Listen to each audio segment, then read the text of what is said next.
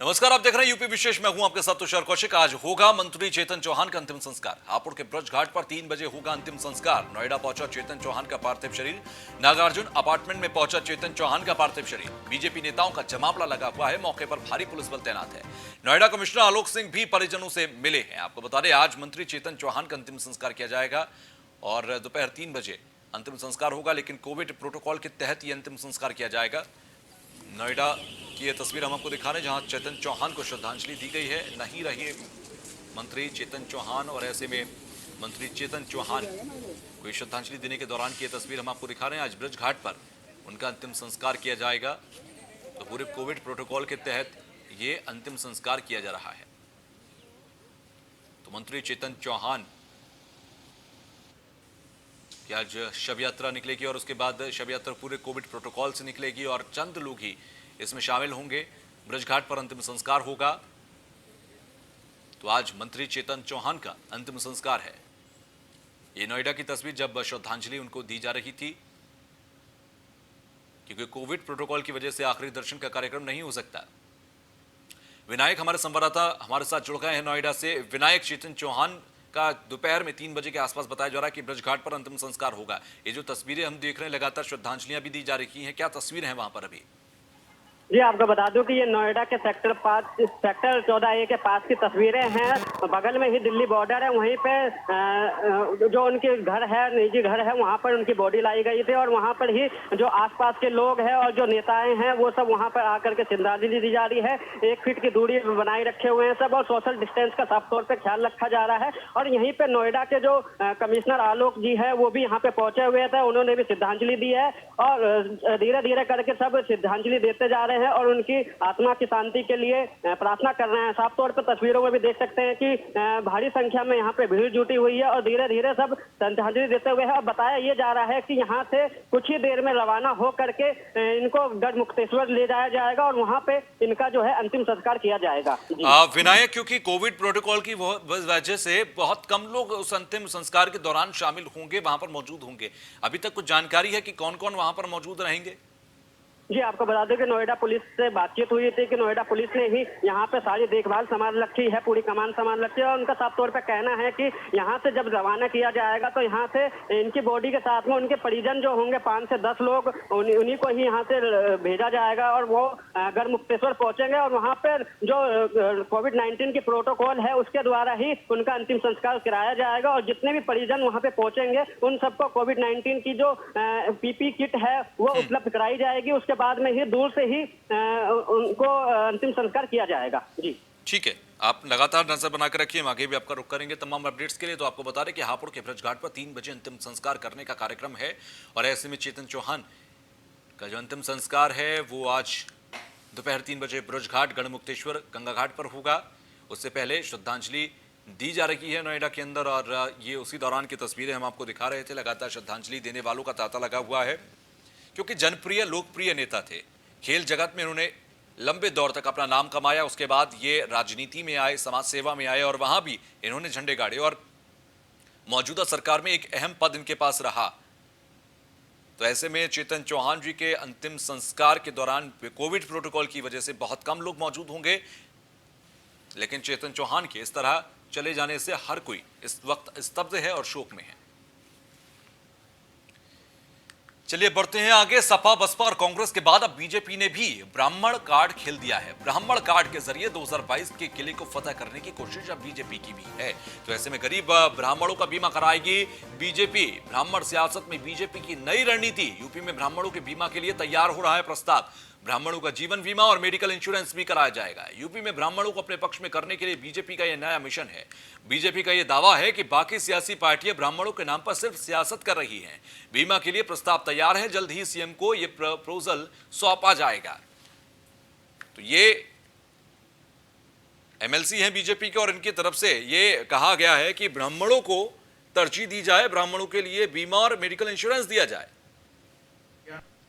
नहीं, ब्राह्मणों के जो बुनियादी ढांचा के लिए जो कुछ करना चाहिए बीजेपी लगातार कर रही है। तमाम सारी पार्टियां आई, तमाम लोगों ने तमाम तरह के नारा दिए, आज भी लोग नारा दे रहे हैं, लेकिन आखिर 10% आरक्षण किसने दिया? उस फॉरवर्ड में तो ब्राह्मण भी शामिल है। हमने पूरे देश के लिए किया। तमाम लोग प्रदेश में चिल्ला रहे हैं, कहीं नाली खड़ंजा में और यहाँ वहाँ चिल्ला रहे हैं, तो हमने तो पूरे देश में भारतीय जनता पार्टी ने किया, आदरणीय मोदी जी के नेतृत्व में। तो हम उनके लिए बेहतरी के लिए कि वो मजबूत हों, उनको नौकरियाँ मिलें। आज आप देखिए कि यही उसमें आयोग में एक जात विशेष की भर्ती होती थी, सिपाही में जात विशेष की, शिक्षा में जात विशेष की, लेकिन आज हमने उसको सबको क्रेडिट किया। अगर वो पढ़ने में अच्छे हैं, सक्षम हैं, तो उनको स्थान मिल रहा है। इतने से वो संतुष्ट हैं कि भाई हमें हमारा हक न मारा जाए। वो बीजेपी बेहतर ढंग से कर रही है और आगे भी तमाम सारे क्षेत्रों में, चाहे वो बीमा का क्षेत्र होगा कि उनके तमाम नौजवान अगर ख़त्म हो जा रहे हैं, उनकी बीवियों के लिए जो है निश्चित तौर पर कुछ न कुछ नौकरियां मिल जाएं, उनको जो है कुछ इस तरह से अनुदान मिल जाए, इस पे तमाम सारा काम चल रहा है। और हमें नहीं लगता कि कहीं कोई सियासत में ब्राह्मण इस चक्कर में कहीं पड़ने वाला है। वो स्वयं भी बहुत बुद्धिजीवी कौम है और बुद्धिजीवी प्राणी है और भारतीय जनता पार्टी का बराबर वो पक्षधर रहा है, जो कि उसके कार्य बीजेपी के सर्वहित सर्वजन के लिए रहता है। सबका विकास, सबका कल्याण, सबका साथ, ये हमारा नारा ही है। तो वहीं यूपी रेरा ने जारी किया टॉप 10 डिफॉल्टर्स की लिस्ट को, और आपको बता दें कि यूपी रेरा के सबसे ज्यादा आदेश अंसल बिल्डर पर लंबित हैं। लंबित मामलों में सुपरटेक ग्रुप का भी नाम शामिल है। उप्पल चड्डा का वेब ग्रुप भी चौथे नंबर पर काबिज है और उप्पल चड्डा वेब ग्रुप के खिलाफ यूपी रेरा ने जारी किए 300 से ज्यादा आदेश। डिफॉल्टर्स पर यूपी रेरा अब कड़ी कार्रवाई करने के मूड में है। जिला प्रशासन और संबंधित एजेंसियों को कड़ी कार्रवाई की सिफारिश है। नामी ग्रामी बिल्डर्स के डिफॉल्ट से हजारों की तादाद में बायर्स परेशान हैं और यही वजह है कि यूपी रेरा की तरफ से यह लिस्ट जारी की गई है। ये 10 बिल्डर हैं जिनके नाम टॉप 10 डिफॉल्टर्स लिस्ट में शामिल किया गया और इसमें अंसल ग्रुप सबसे पहले नंबर पर है। उसके बाद सुपरटेक और तमाम दूसरे ग्रुप का नाम है, जिसमें उप्पल चड्डा का वेब ग्रुप भी शामिल है। और इसके अलावा कई ऐसे बिल्डर्स हैं जो नामी गिरामी हैं लेकिन डिफॉल्टर्स हैं। यूपी रेरा की तरफ से सबसे ज्यादा आदेश अंसल बिल्डर पर लंबित हैं। हजारों की संख्या में बायर्स ऐसे हैं जो कि इन बिल्डर्स का शिकार हुए हैं और अभी तक दर बदर की ठोकर खा रहे हैं।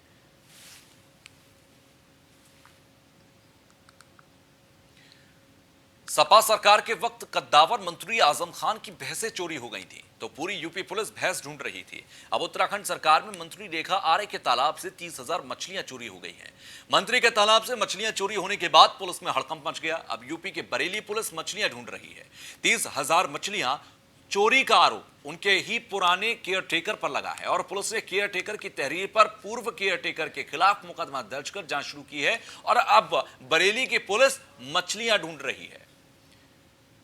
तो एक जमाने में आजम खान की भैंसें ढूंढने वाली यूपी पुलिस की सालों तक भद्द पिटती रही और अब यहां यूपी पुलिस यानी कि बरेली की पुलिस मछलियां ढूंढ रही है क्योंकि तालाब से 30,000 मछलियां गायब हो गई हैं।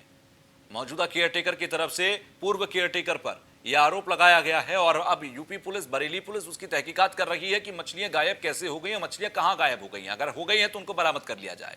तो ये बरेली पुलिस है और बरेली पुलिस यहां अब मंत्री रेखा आर्य के तालाब से 30,000 मछलियां जो चोरी हो गई हैं उनकी बरामदगी के लिए कोशिश कर रही है। प्रधान जी, क्या मामला था आपका? ये क्या जमीन, इसमें मछली वाला क्या प्रकरण है? इधर देख के बताओगे। ये सर मामला तो ये माननीय मंत्री जी श्रीमती रेखा आर्य है ना, उत्तराखंड सरकार में अभी वर्तमान में मंत्री हैं। उनका तालाब था, उनका ही फार्म हाउस है पूरा। तो वहाँ पर मैं बतौर मैनेजर के मैं वहाँ देखभाल करता हूँ। बाकी उसमें मछली थी, वो हमने अभी थोड़े दिन पहले जांच कराई थी तो उसमें चेक कराई थी तो मछली उसमें थी काफ़ी संख्या में। 30-35,000 मछली पहले मंत्री जी ने डलवाई थी, वो उसमें थी। मतलब कुछ थोड़े समय पहले हमने उसमें मछली पानी कम कराया था। उसके बाद मछलियाँ थोड़े दिनों बाद देखा, दोबारा से चेक कराने की नौबत आई तो हमने देखा उसमें मछलियाँ बहुत कम संख्या में दिखाई नहीं दे रही हैं। तो उसमें जाल डलवाया तो उसमें एक भी मछली नहीं पाई गई। तो मैंने माननीय मंत्री जी को अवगत कराया इस संबंध में। उसके बाद फिर मंत्री जी ने बोला कि भाई देखिए इतने स्टाफ है, इसी में से किसी न किसी का। फिर हमने तहरीर दी थी थाने पे, चौकी बानों ने कहा हम थोड़ा समय चाहिए और फिर हम जांच पड़ताल करके इसकी जांच करके बताएंगे कि भाई इसमें मछली किसने। उन्होंने भी यही जांच में बताया कि कोई ना कोई डोरी वाला व्यक्ति मिला हुआ है आपका किसी बाहरी व्यक्ति से, तभी मछली मारी गई। नहीं तो ये यहाँ मंत्री जी के तालाब। सर, एक मछली चोरी का मामला है, क्या मामला है, कहाँ से चोरी हो गई? ये इज्जत नगर थाने में एक तालाब से मछली चोरी की सूचना आई थी जिसमें काफ़ी संख्या में बताया जा रहा है मछली चोरी हो गई है। उसके संबंध में एक मुकदमा कायम किया गया है वहाँ जो केयर टेकर है मदन लाल, उसके प्रार्थना पत्र पर, और उसके बाद इसकी जांच की जा रही है। जांच कर जो भी सत्यता होगी उसके आधार पर कार्रवाई की जाएगी। किसका फार्म हाउस है और कितनी मछलियाँ लगभग चोरी की बात बताई जा रही है? ये श्रीमती रेखा आर्या जी का फार्म हाउस है। वहाँ तालाब में पशुपालन वगैरह और भी चीज़ें होती हैं। लगभग 30,000 मछली चोरियाँ बताई जा रही हैं। संवाददाता अयाज खान हमारे साथ जुड़ गए हैं। अयाज, ये अजीबोगरीब मामला सामने आया कि मछलियां चोरी हो गई और उसकी तहकीकात अब यूपी पुलिस करेगी, क्योंकि मंत्री जी का ये तालाब है। अभी तक क्या पुलिस की तरफ से कहा जा रहा है, इस मामले में क्या कुछ चल रहा है वहां पर?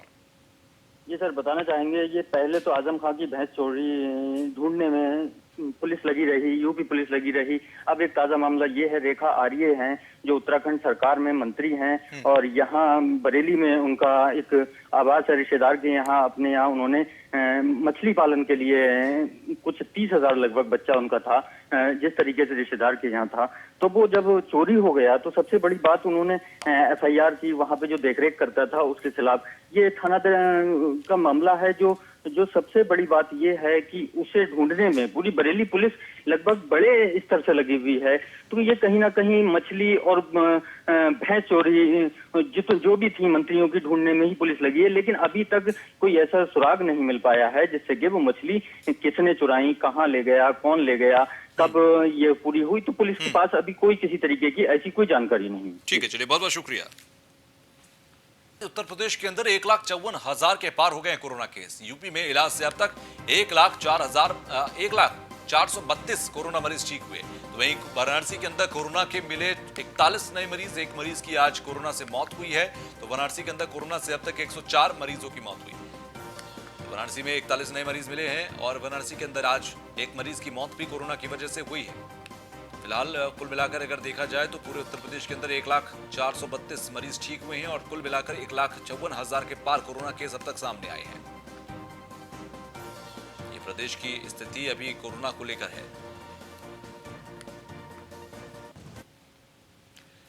तो वहीं राम मंदिर तीर्थ क्षेत्र ट्रस्ट के महासचिव दिल्ली होंगे रवाना। महासचिव चंपत राय और सदस्य डॉक्टर अनिल मिश्रा आज दिल्ली के लिए रवाना होंगे। राम जन्मभूमि तीर्थ क्षेत्र ट्रस्ट की अगली बैठक दिल्ली में 20 अगस्त को प्रस्तावित है। इस दौरान महासचिव प्रधानमंत्री नरेंद्र मोदी, आडवाणी समेत देश के कई दिग्गज नेताओं को भूमि पूजन का प्रसाद भेंट करेंगे। ट्रस्ट के अध्यक्ष नित्य गोपाल दास गुड़गांव के अस्पताल में भर्ती हैं, वो बैठक में शामिल नहीं होंगे। 20 अगस्त को होने वाली बैठक में 70 एकड़ परिसर के लिए अंतिम निर्णय लिया जाएगा। अयोध्या फैजाबाद विकास प्राधिकरण के नक्शे की स्वीकृति के लिए आवेदन किया जाएगा।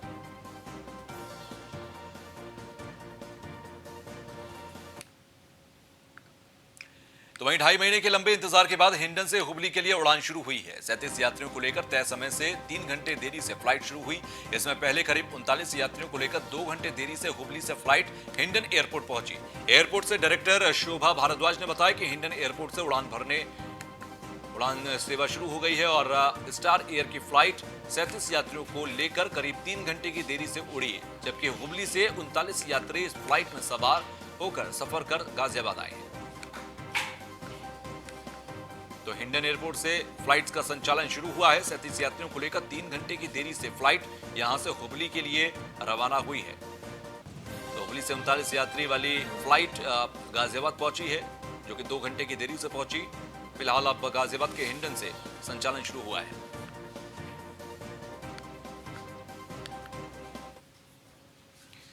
तो वहीं दुद्धी अमवार वैश्विक महामारी कोविड-19 की चपेट में पूरा क्षेत्र है, जहां डॉक्टर्स की जिम्मेदारी महत्वपूर्ण मानी जाती है। लेकिन जिले के अंतिम छोर के अमवार स्वास्थ्य केंद्र के डॉक्टर राजित राम यादव और सुपरवाइजर SK शर्मा इन दोनों कार्यालय के समय शराब पीकर नशे में धुत रहते हैं। अगर कोई मरीज चला गया तो उनका इलाज भी करते हैं, साथ ही गाली गलौज भी करते हैं।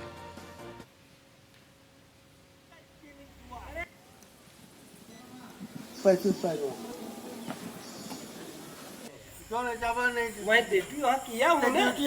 कर देख रहे हैं, तुम छापो क्या हम नहीं इसके छापो। अगर आप में गट्स है नहीं, आप भाग जाइए यहाँ से, आप पत्रकार नहीं है। नहीं तो यहाँ पालू साइड का स्क्रीनिंग हुआ।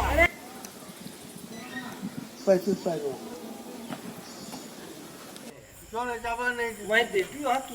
किया कर देख रहे हैं, तुम छापो कि हम नहीं इसके लिए छापो, अगर आप में गर्थ है नहीं आप भाग जाइए। अब खबर आगरा से है, जहां पर बाबा बाल योगी की गिरफ्तारी हुई और कई थाने की पुलिस वहां मौजूद रही। निजी बिजली कंपनी टोरेंट के खिलाफ बाबा ने किया आंदोलन का ऐलान। बाबा बाल योगी को पुलिस ने हिरासत में लिया है। बाबा बाल योगी समर्थकों और पुलिस के बीच नोकझोंक और नारेबाजी भी हुई। बाबा के आश्रम को पुलिस ने छावनी बना दिया है। तो बिजली प्रशासन साथ ही साथ टोरेंट कंपनी के खिलाफ यहां पर बाबा बाल योगी ने आंदोलन की बात कही और इसको लेकर पुलिस ने छावनी में उनके आश्रम को तब्दील कर दिया, जिसके बाद उनकी गिरफ्तारी हुई।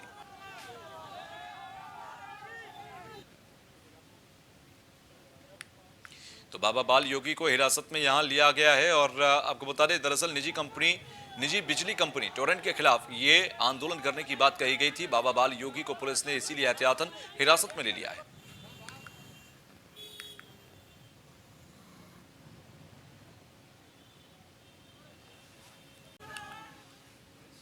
तो वहीं प्रयागराज में लोक सेवा आयोग की खंड शिक्षा अधिकारी की परीक्षा में दूसरी की जगह परीक्षा देने वाले सॉल्वर गैंग के 2 सदस्यों को एसटीएफ ने गिरफ्तार किया। सुधीर पटेल की जगह धीरेन्द्र कुमार नाम का सॉल्वर दे रहा था परीक्षा। इनके पास से मतदाता पहचान पत्र, एटीएम, डीएल, आधार कार्ड और 37,710 रुपए बरामद हुए हैं।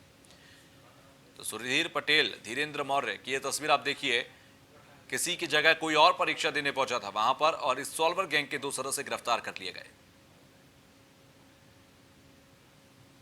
तो एटीएम, डीएल, आधार कार्ड और 37,710 रुपए बरामद हुए हैं। सॉल्वर गैंग के 2 सदस्य गिरफ्तार कर लिए गए हैं। 2 सदस्यों को एसटीएफ ने गिरफ्तार कर भेज दिया है जेल और इनसे मतदाता पहचान पत्र, एटीएम, डीएल, आधार कार्ड 37,710 रुपए बरामद हुए। तो वहीं सवालों के घेरे में है ललितपुर पुलिस। कांस्टेबल पर लगा 6,000 रुपए जबरन वसूलने का आरोप। ग्रामीणों ने थाने पहुंचकर कांस्टेबल के खिलाफ नारेबाजी की। कांस्टेबल पर मुकदमा दर्ज करने की मांग है और आपको बता दें कि मामला ललितपुर जनपद के थाना जखौरा अंतर्गत बांसी चौकी का यह मामला है, जहां ग्रामीणों ने बांसी चौकी के तैनात पुलिस कांस्टेबल यादवेंद्र सिंह गुज्जर पर जबरन 6,000 रुपए वसूलने का आरोप लगाया है। ग्रामीणों ने थाने पर प्रदर्शन कर नारेबाजी कर पुलिस कांस्टेबल पर मुकदमा दर्ज करने की बात कही है। आपको बता दें कि गांव में पीड़ित ज्ञानी कुशवाहा के कुत्ते ने गांव के ही किसी के बकरे को घायल कर दिया था, जिस बात को लेकर उसी गांव के दूसरे व्यक्ति द्वारा चौकी में बुलवाया गया, जहां पहले से मौजूद कालेश्वर यादेंद्र गुज्जर मौजूद था, जिसने ज्ञानी को लॉकअप में बंद कर दिया और गाली देते हुए उसके लड़के से 6,000 रुपए मंगाकर रख लिए।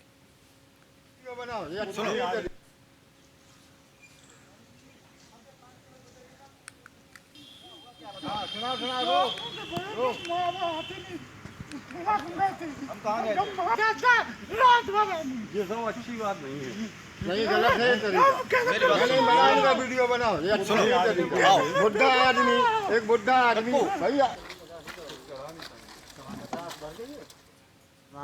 कुत्ता को नाम लगाया था, वहाँ कुत्ता गवनिया हमारा घर है तो जन्माष्टमी मना रहे थे बाबा ने उतर कछु जब रखाई नहीं है। सुबह न पे उनने हमारी लाख क्या रही थी, सो लग गई से हम सुबह न पे हमारी रिपोर्ट करी। 3 है जस्सू ने कहा तार जस्सू कोमल 3 ने ये सब हम उसे सुनाई दी भाई कछु से और मारपीट करी। ये हमारे कान सूर्य देखो किसने खींचे कान? गुजर ने पुलिस भाई। अच्छा। और मुँह से पटाई हो तब मट्टी को तेल डाल पेट्रोल डाल के नंगो का। संवाददाता अशोक हमारे साथ जुड़ गए हैं ललितपुर से। अशोक, कांस्टेबल और सिपाही के बीच का पूरा मामला है जिसमें 6,000 रुपए का जिक्र है, जरा मामले को क्लियर करें। जी मैं आपको बता दूं कि थाना जाखरोल अंतर्गत बांसी का ये मामला है, जहां एक कांस्टेबल यादवेंद्र सिंह पर जबरन 6,000 रुपए वसूली करने का आरोप किसान के द्वारा लगाया गया है। मामला एक कुत्ते ने एक बकरे को घायल कर दिया था, इस पर विवाद शुरू हुआ था, जिस पर ये कांस्टेबल ने उस किसान से 6,000 रुपए वसूले हैं, ऐसा किसान का आरोप है, जिसको अधिकारियों ने इस मामले को गंभीरता से लेते हुए जिले के अपर पुलिस अधीक्षक डॉक्टर ब्रजेश कुमार ने तत्काल प्रभाव से इस कांस्टेबल को लाइन हाजिर कर दिया है। ठीक है, चलिए बहुत बहुत शुक्रिया हमसे जुड़ने के लिए। तो वहीं सोनभद्र जिले के आदिवासी और नक्सल क्षेत्रों में अखिल भारतीय राष्ट्रीय कांग्रेस की महासचिव और यूपी प्रभारी प्रियंका गांधी ने कोरोना काल से ही गरीब आदिवासियों मजदूरों के लिए लगातार खाद्यान्न उपलब्ध करवा रही हैं। इसी क्रम में आज कांग्रेस के जिला अध्यक्ष राजराम रामराज सिंह गौड़ के आह्वान पर कांग्रेस पार्टी जिला उपाध्यक्ष अरविंद सिंह और जिला सचिव शत्रुंजय मिश्रा ने नक्सल और आदिवासी क्षेत्र पपड़वा पलहारी मच्छर मारा गांव के अति गरीब और बेसहारा लोगों को प्रियंका गांधी किट वितरित की है।